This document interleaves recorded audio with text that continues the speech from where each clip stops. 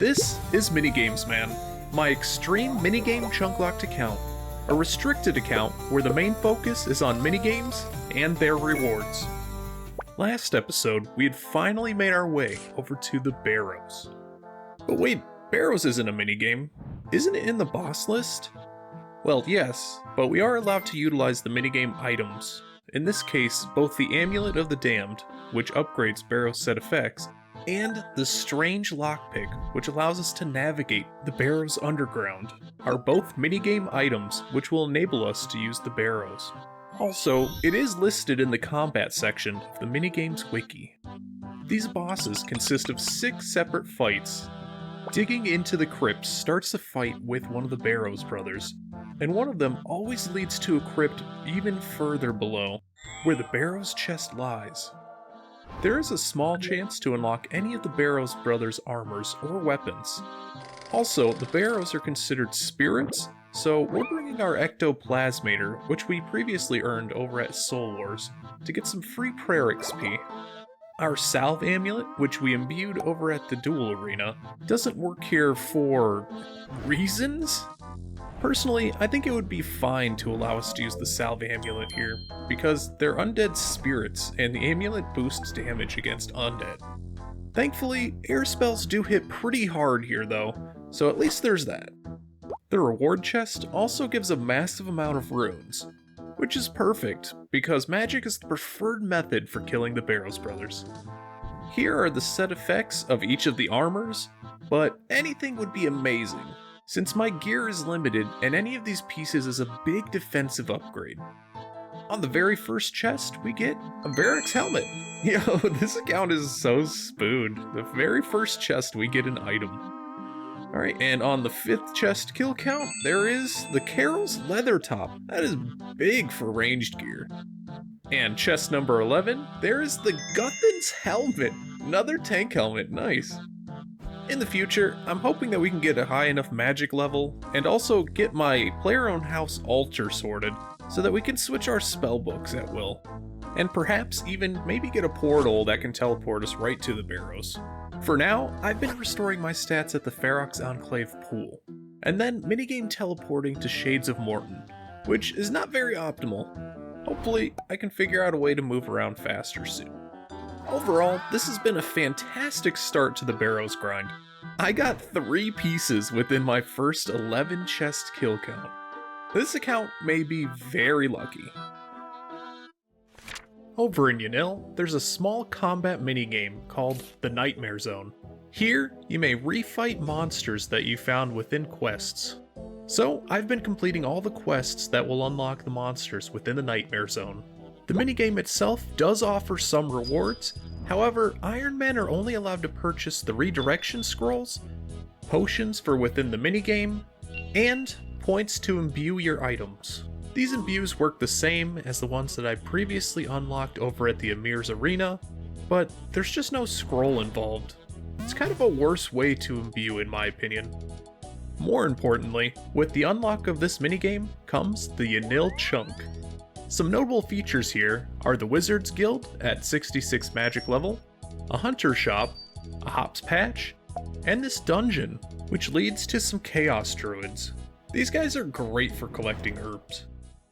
You may remember in episode 1, I spoke about Tears of Guthix, both a quest and a minigame. We will need to complete all quests because quest points alter the minigame. The timer is extended based on the amount of quest points we have, so we will need to obtain all quest points. One major quest line is the Recipe for Disaster. Doing this quest upgrades the chest shop underneath the Lumbridge Castle, and adds gloves all the way up to Barrows gloves as a reward. But there is one problem. Lumbridge isn't a minigame chunk, but that doesn't mean that we can't get to that chest. If we start at the Tears of Guthix minigame, we can navigate ourselves through all the underground, all the way over to the Lumbridge basement. We also have access to the Fairy Ring, which takes us underground into the Dorgish Khan area. And we will also gain access to the Dorgish Khan Market Trading, listed on the Minigames page. However, there's not very many good rewards from here, so we're probably not going to do this activity. These two underground spots also link all the way over to the Calphite Queen. So because none of this ever touches the surface world where the chunks are, we can access the Barrows gloves, which is a crazy huge upgrade. These gloves are awesome. On the subject of underground, over in Varrock, we can access the Varrock sewers because of the Mahogany Homes chunk. And that connects over to the Edgeville dungeon, where we can get access to a brand new Slayer Master, Vanica. I went ahead and picked up a task from him. Looks like we're getting bronze dragons. I thought about it, and we can also access bronze dragons from within our chunks. Over in the Taibo Wanai area, Banisach will allow us to enter this crevice for 5,000 trading sticks. So I grinded some more trading sticks, and there we go. From here, we can now enter the Brimhaven dungeon, which was previously inaccessible. This spot gives us access to creatures such as bronze, iron, and steel dragons, red dragons, fire giants, black demons, and greater demons, which is super nice because it gives us a little more monster variety, and more importantly, it lets us finish that bronze dragon slayer task we just got. Some minigames are affected by diary completions, so we're going to get started on some of the easy diaries. The reason we're allowed to do some diaries is because it improves some minigames or the minigame items. For instance, we will need to get the Western Hard Diary completed because it unlocks the Elite Void Robes, a direct upgrade from the regular Void Robes. And once we get over to the Gauntlet over in Prifddinas, it will enable a weapon seed to be able to be turned into a Crystal Halberd. Meanwhile, the Wilderness Diary and Fremennik Diary offer us nothing for minigames, so unfortunately, those zones, we will not be completing any tiers of the diary. The Forestry Activity is listed in the OSRS wiki under the Miscellaneous Minigames section. Its unique icon can be found in these 4 chunks: Draenor Village, Seers Village, Nemus Retreat, and in Prifddinas. Although Forestry's icon is found within these locations, it can be done anywhere there are trees. The key is to wear Forester's backpack whilst cutting any trees. When doing this, a number of events can occur which grant Anima Bark, the currency of Forestry. Trading the Forester shows a great number of rewards. Eventually, I'm hoping to greenlog this section in my collection log, and possibly get the Skilling Pet? With those spaces unlocked, the most important to me at the moment is Seers Village.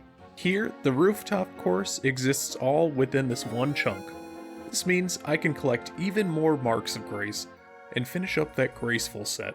And continuing on with that agility grind, I've also just finished the quest Sins of the Father and gained access to the Hallowed Sepulchre.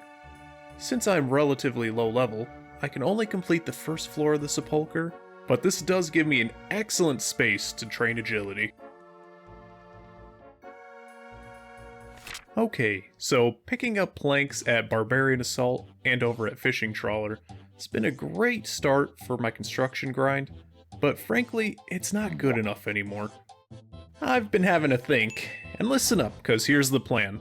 On the Minigames wiki, there's an often overlooked minigame activity. I'm talking about gathering intelligence in the Great Korend. For this activity, this board tells me where gangsters are meeting up, and I have to hunt them down. And the intelligence that they drop also gives us combat XP tomes. But that's not all that's on their drop table. Their drop table is kind of cracked. They have a chance to drop noted planks. This is the answer to my plank problem.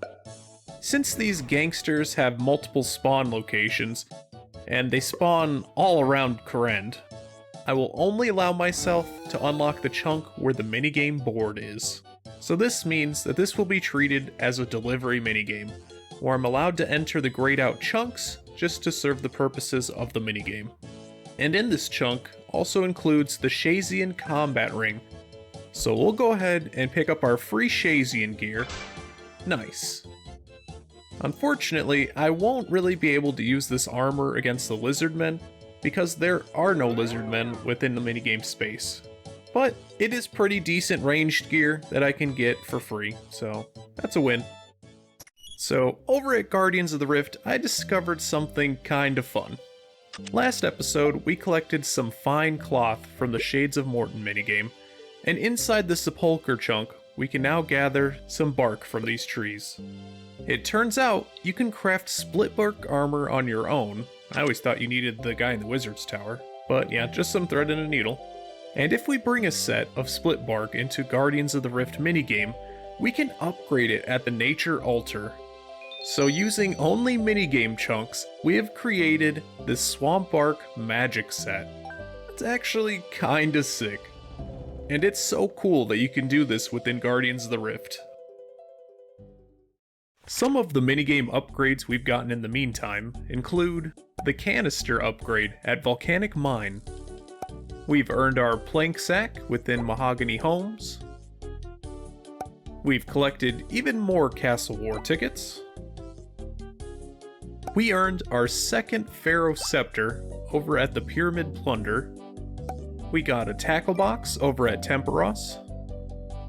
At LMS, we unlocked a few scrolls, one to upgrade the magic shortbow, and another to upgrade the Ring of Wealth. Also, we got the rune pouch from here. We unlocked and killed some Mogres in order to unlock Flippers. We unlocked this so that we can now enable our run while we're doing the Underwater Agility and Thieving minigame. This was pretty much impossible before. We managed to get a black mask and imbue it within the Emir's Arena. Over at the Mage Training Arena, we upgraded our wand all the way up to the Master Wand. And by doing so, we've unlocked the Chambers of Zarek raid. This is because we can upgrade this minigame item even further with the Kodai Insignia. Although I don't think we're going to be doing that for quite some time. And over at the Mage Arena, we upgraded our Magic Cape. We now have the best Mage Cape in the game. Pretty awesome. With all those planks we've been earning from the gangsters, we managed to get all the way up to 75 construction. And since the Soul Wars portal is over in Edgeville, we were able to access some spicy stews. And with the boost from spicy stews, we were able to finally craft the Ancient Altar. It's our first upgrade with the Pharaoh Scepter. And more importantly, it means we can swap to Ancients anytime we want now. We'll need to get more construction levels to upgrade it even further. And lastly, while we were doing some diaries, I had to craft the Dragon Square Shield, so I guess I have that now. And I managed to finish a hard clue, and it looks like it's a rune crossbow. Yo, that's crazy.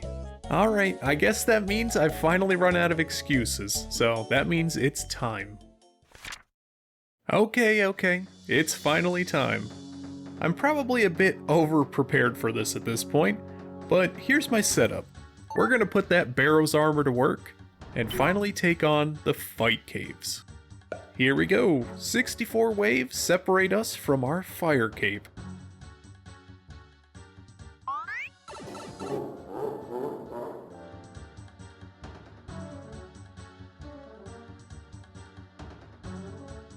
There they are, the double majors. You know what that means. Jad is next. This is actually my first time doing this as an Ironman, so it's kind of cool that I'm doing this with my minigame restrictions. It's a whole different experience. And bang, he's down. That means we have unlocked the Fire Cape. And I'm not going to bother showing you, but I did actually do a second run through so that I can sacrifice one over at the Inferno. And now that we've sacked one of our Fire Capes, we have unlocked the Southern Tazar area, as well as the Inferno.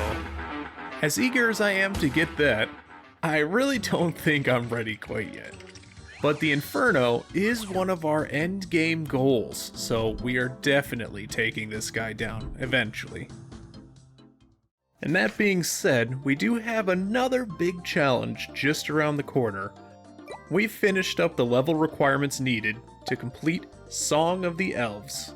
This quest is mostly big puzzles and fights, but the last encounter is a mage-focused boss, Saren. Alright, here's my boss setup. Wish me luck. Okay, that wasn't so bad. There it is, she has been defeated. Now that that quest is done, that's not even the best part. With completion of Song of the Elves, comes access to the hidden elf city, Prifddinas. Inside, there's a minigame that terrifies all Ironmen to their core, the Gauntlet. Let's go get it. Alright, well that concludes episode 4. Next episode, we'll be starting off by exploring Prifddinas. We've got 2 big activities there, and possibly even more to explore within those chunks. And thank you for liking the video, subscribing to the channel. It means a lot to have your support. If you want to catch one of my live streams, give me a follow over at twitch.tv/SakerMedia. I'll catch you in the next episode of MinigamesMan.